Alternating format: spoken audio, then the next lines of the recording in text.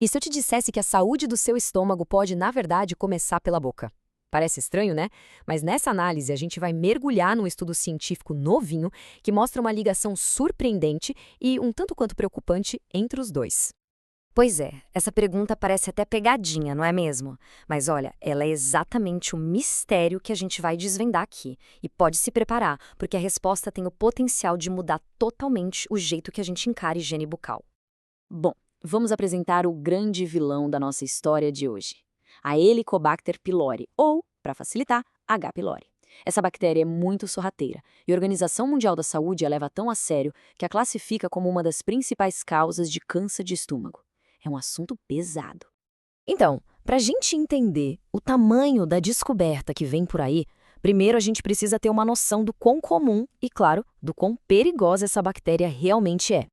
Olha só esse número. Isso aí representa a estimativa de quantas pessoas no mundo estão infectadas pela H. pylori.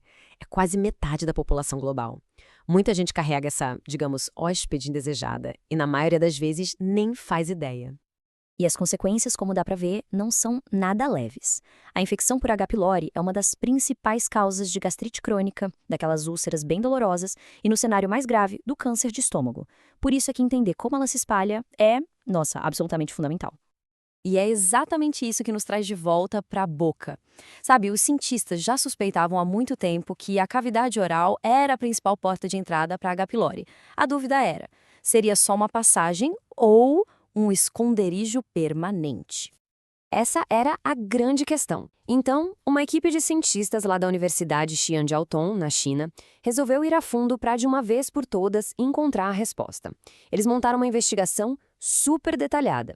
O método deles foi bem meticuloso, sabe? Eles agiram como se fossem detetives mesmo. Primeiro, reuniram um grupo de pessoas que já tinham algum sintoma. Depois, coletaram amostras de saliva, fizeram um check-up dentário completo em cada um e, no final, cruzaram todas essas informações para ver o que encontravam. E é aqui que a história fica realmente interessante, porque os resultados que eles encontraram, bom, eles meio que desafiaram o que muita gente pensava sobre uma boa higiene bucal. A primeira coisa que os pesquisadores quiseram saber foi sobre a rotina de higiene bucal das pessoas. Sabe, coisas do dia a dia. Será que o jeito que se escova os dentes faria alguma diferença? E aqui veio a grande surpresa do estudo. Não importava quantas vezes por dia a pessoa escovava os dentes, nem por quanto tempo, nem o tipo de pasta ou se usava enxaguante, nenhum desses hábitos, isoladamente, mostrou ter uma ligação forte com a presença da bactéria. O que realmente fez a diferença foi a condição geral da boca, a saúde bucal como um todo. Certo. Então, se os hábitos de escovação não são o principal, o que é que de fato aumenta o risco de ter essa bactéria na boca? Vamos ver o que os dados mostraram.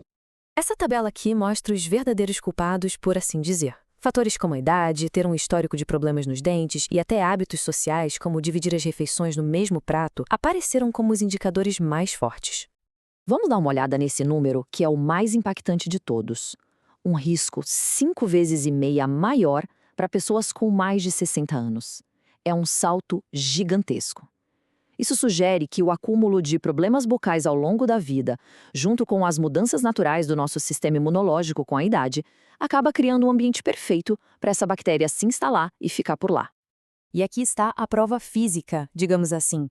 A condição dos dentes foi um indicador muito forte. Os dentistas usam um índice chamado CPOD, que basicamente soma os dentes cariados, perdidos e obturados.